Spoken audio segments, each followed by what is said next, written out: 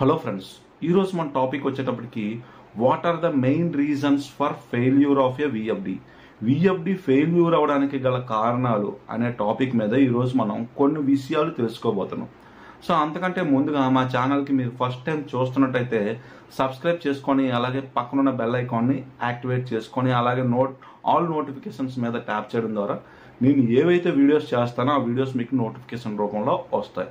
So ఇప్పుడు మనం ఈ యొక్క విఎఫ్డి ఏదైతే ఉందో ఇండస్ట్రీలోకి పరిచయం అయిన తర్వాత చాలా వరకు పవర్ కన్జంప్షన్, అలాగే మోటార్ యొక్క ప్రొటెక్షన్, అలాగే మనకి ఆపరేషన్ అనేది చాలా మంచిగా ఉందన్నమాట. ఓకేనా? సో ఈ కొన్ని సందర్భాల్లో ఈ యొక్క విఎఫ్డీస్ అనేవి ఫెయిల్యూర్ అయిపోతాయి. సో ఆ ఫెయిల్యూర్ అవడానికి గల కారణాలని ఇప్పుడు నేను మీకు చెప్తాను.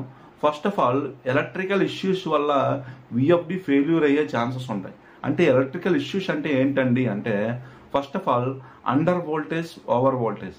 సో అండర్ వోల్టేజ్ మరియు ఓవర్ వోల్టేజ్ వల్ల ఈ యొక్క విఎఫ్డిలో ఎలక్ట్రికల్ స్ట్రెస్సెస్ అనేవి పెరిగిపోవడం వల్ల విఎఫ్డి అనేది ఫెయిల్యూర్ అవ్వడానికి ఛాన్స్ అనేది ఉంది.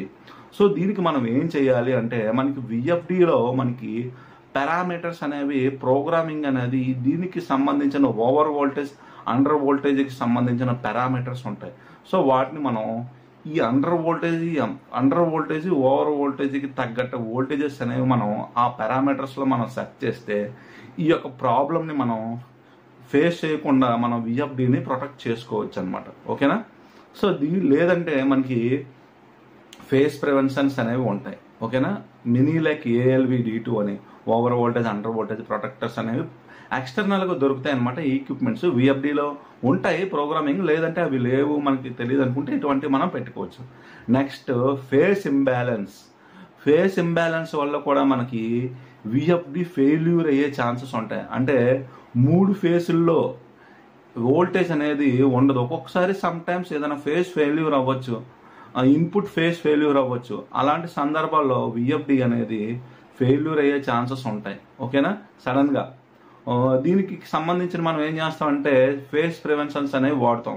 సో ఇవన్నీ మనం ఏం చేయాలంటే, ఈ యొక్క చిన్న చిన్న విఎఫ్డీస్కి ఇటువంటి పారామీటర్స్ అనేవి కొన్ని ఉండవు. సో వాటివి కొన్ని పెద్ద విఎఫ్డీస్కి ఉంటాయి, కొన్ని విఎఫ్డీస్లో ఉండవు అనమాట. సో లేకపోతే మనం ఏం చేయాలంటే అడిషనల్గా ఇలాంటి ఫేస్ ప్రివెంటర్స్ అలాంటివన్నీ పెట్టుకుంటే, యూజ్ చేస్తే మనకి ఈ యొక్క విఎఫ్డి అనేది ఫెయిల్యూర్ అవ్వకుండా ఉంటుంది.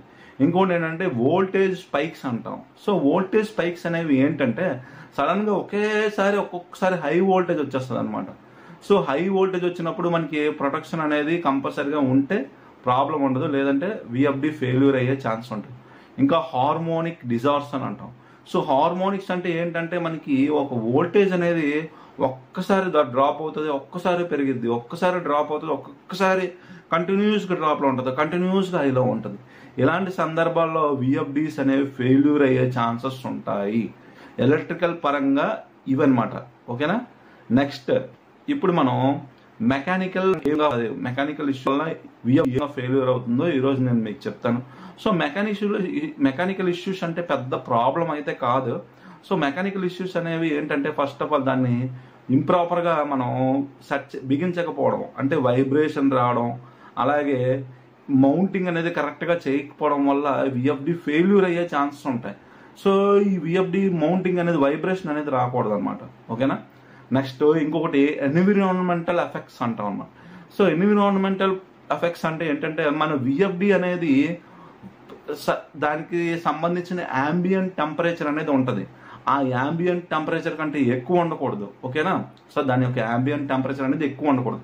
అంటే మనం ఏం చేయాలి అంటే, దీనికి వెంటిలేషన్ అనేది ఉండాలి, అంటే ప్రాపర్ కూలింగ్ అనేది ఉండాలి. సో ప్రాపర్ కూలింగ్ అనేది లేకపోవడం వల్ల విఎఫ్డి ఓవర్ హీట్ అయ్యి ఫెయిల్యూర్ అయ్యే ఛాన్సెస్ అనేవి ఉన్నాయి ఎక్కువగా. Next, moisture.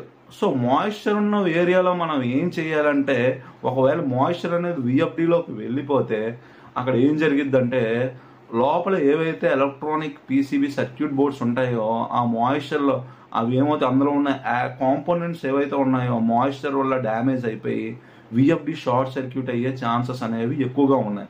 సో దీనికి మనం ఏం చేస్తాం అంటే, సిలికా జెల్ ఏదైతే ఉందో ప్యానల్ బోర్డ్స్లో ఎక్కడైతే విఎఫ్డి ఉందో అక్కడ మనం కంపల్సరిగా పెట్టుకోవాలి, యూజ్ చేయాలి, అక్కడ ఉండేటట్టుగా మనం చూడాలి.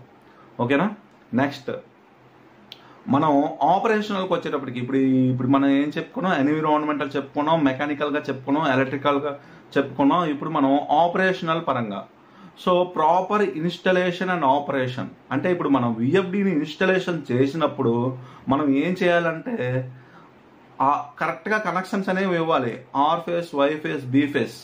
సో ఇక్కడ మనం ఏం చేస్తామంటే రివర్స్గా కనెక్షన్ ఇచ్చిన in case for earth wire, ఎర్త్కి సంబంధించిన ప్లేస్లో ఫేస్ ఇచ్చిన, ఫేస్కి సంబంధించిన ఎర్త్ ఇచ్చిన, ఇన్ కేస్ అలాంటి సమయంలో ప్రాపర్గా వైరింగ్ అనేది కరెక్ట్గా చేసుకోవాలన్నమాట. ఇన్స్టలేషన్ చేసినప్పుడు ప్రాపర్గా వైరింగ్ అనేది చేసుకోవాలి. ఇలా చేసుకోకపోవడం వల్ల విఎఫ్డి ఫెయిల్యూర్ అయ్యే ఛాన్సెస్ ఉంటాయి. నెక్స్ట్ ఇంకేంటంటే ఆపరేషనల్ అంటే ఇప్పుడు మనకి ఆపరేషన్ అంటే ఫ్రీక్వెంట్గా విఎఫ్డి అనేది ఆన్ ఆఫ్ అనేది అవ్వకూడదు. అలా అయితే విఎఫ్డి ఫెయిల్యూర్ అయ్యే ఛాన్సెస్ అనేవి చాలా ఎక్కువగా ఉన్నాయి. నెక్స్ట్ ఇంకోటి ఏంటంటే వోల్టేజ్ ఏదైతే ఉందో స్టేబుల్గా ఉండాలి. ప్రాపర్గా స్టెబిలైజేషన్ అనేది వోల్టేజ్ లేకపోతే విఎఫ్డి ఫెయిల్యూర్ అయ్యే ఛాన్సెస్ ఉంటాయి. నెక్స్ట్ ఇంకోటి ఏంటంటే ప్రాపర్ పారామీటరింగ్. ఈ యొక్కప్పుడు అంటే మనకి విఎఫ్డి ఏదైతే ఉందో దాని యొక్క విఎఫ్డి రేటెడ్ కెపాసిటీకి తగ్గట్టుగా మనం ఒక మోటార్ని, లేకపోతే మోటార్ రేటెడ్ కెపాసిటీ తగ్గట్టుగా మనం విఎఫ్డిని వాడాలి. ఓకేనా? అలా వాడకపోవడం వల్ల ఓ మోటార్ 10 కిలోవాట్ అనుకోండి, దానికి మనం 7.5 కిలోవాట్ 7.5 కిలోవాట్ వేసాం అనుకోండి, వాడేమనుకోండి, అప్పుడు ఏమవుద్ది, విఎఫ్డి డ్యామేజ్ అయ్యే ఛాన్సెస్ ఉంటాయి, పోతుంది విఎఫ్డి. ఓకేనా? సో ఇలాగా మనం కెపాసిటీని మించి తక్కువ వేసిన ఇలాంటి ఛాన్సెస్ ఉన్నాయి.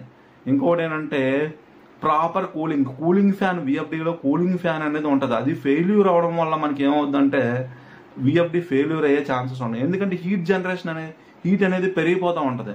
విఎఫ్డి ఎప్పుడు దాని యొక్క యాంబియంట్ టెంపరేచర్లోనే ఉండాలన్నమాట. దాని యొక్క టెంపరేచర్ లిమిట్లోనే ఉండాలి. సో అక్కడ ఏమవుతుందంటే హై టెంపరేచర్ అని వస్తుంది, కూలింగ్ ఫ్యాన్ ఫెయిల్యూర్స్ అనేవి వస్తాయి, కొన్ని ఫాల్ట్స్ అనేవి వస్తాయి. ఓకేనా? ఈ విధంగా మనం విఎఫ్డిస్లో చాలా ప్రాబ్లమ్స్ ఉన్నాయి. ఇవన్నీ మనం గమనించగలిగితే విఎఫ్డిని ఎక్కువ దాని యొక్క లైఫ్ స్పాన్ అనేది మనం పెంచుకోగలం అనమాట. ఓకేనా? ఇంకా చాలా ఉన్నాయి. ఇంకా విఎఫ్డిలో మనం రెగ్యులర్గా ఏమైనా సమ్ ఫాల్ట్స్ వస్తే ఆ ఫాల్ట్స్ మనం చదివి అసలు దానికి ఎందుకు ఆ ఫాల్ట్ వచ్చింది, దానికి ఆల్టర్నేట్గా ఏదైనా ఒక సొల్యూషన్ అనేది ఫైండ్ అవుట్ చేసుకోగలిగితే విఎఫ్డిని ఫెయిల్యూర్ అవ్వకుండా చూసుకోగలం అనమాట. మ్యాక్సిమం విఎఫ్డి ఫెయిల్యూర్ అవడానికి కారణాలు ఏంటంటే ఎక్కువగా ఈ ప్రొటెక్షన్ సిస్టమ్ అనేది మనకి పారామీటర్స్ అనేవి కరెక్ట్గా ఎంటర్ చేయాలి. అలాగే ప్రొటెక్షన్ సిస్టమ్స్ సంబంధించిన పారామీటర్స్ ఉంటాయి.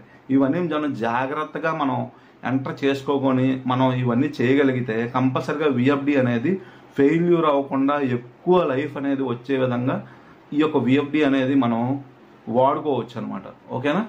సో వీడియో మీకు నచ్చింది అనుకుంటున్నాను. వీడియో మీకు నచ్చినట్టయితే లైక్ చేయండి, షేర్ చేయండి, సబ్స్క్రైబ్ చేయండి.